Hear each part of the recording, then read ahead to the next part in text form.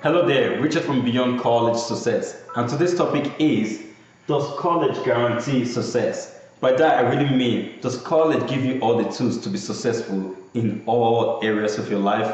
For example, your career success, your financial freedom success? Well, the simple answer to that question is no, it doesn't.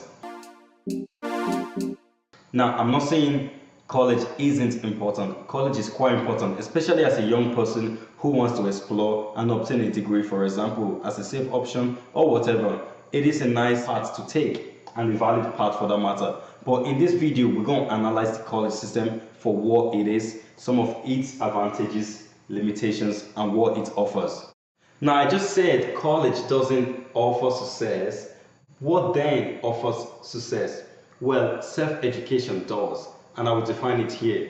Self-education is pretty much the process of investing in yourself in order to become more valuable and more attractive in the marketplace, to your family member and to the society in general. I have a quote here which really sums the difference between formal education and self-education. It goes like this: formal education will make you a living, self-education will make you a fortune, by Jim Rohn. I suggest you check it out.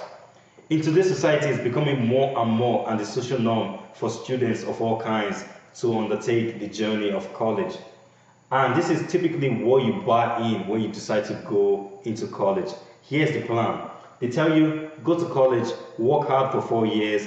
After obtaining your degree, get a job, work hard in that job, grind whatever for many years, move within departments of an organization, experiment, explore, get your family going at some stage, have a nice holiday, and eventually you retire. While all this is nice, maybe there's more to life than just this.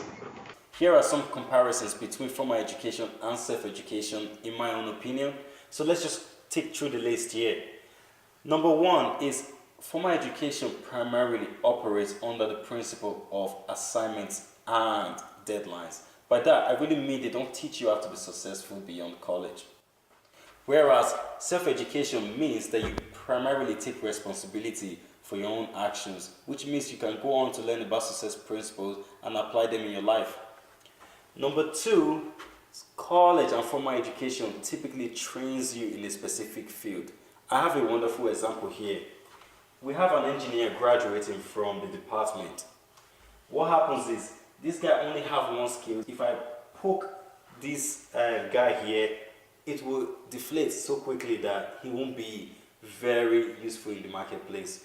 Whereas with self-educated person, he becomes more resourceful. You could see his ecosystem here, that he could become an engineer, he could become a salesperson, or he can teach as well. So altogether, this makes him a lot more versatile.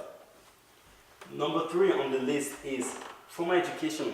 This day and age doesn't really guarantee you a job, and it could lead to a lot of stress for young graduates after 4 years of work, then realize they can't get a job. It could be a frustrating moment.